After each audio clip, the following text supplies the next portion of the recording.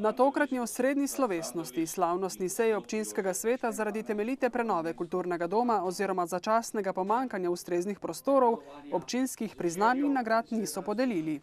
Našim nagrajencem bi pa radi razmeram primerno priredili slovesnost, prisotnost občanov in tudi slovesnost trenutka.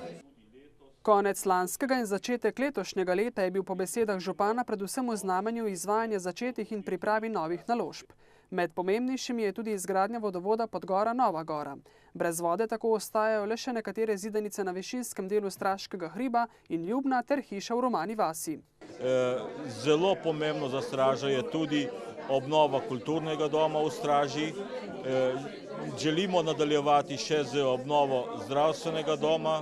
In ena velika investicija je pa tudi rekonstrukcija državne ceste R419, ki poteka od potoka pa skoraj do sredine Jurke vasi. Sicer pa je Knafelj v govoru opozoril tudi na težave nekdaj največjega zaposlovalca.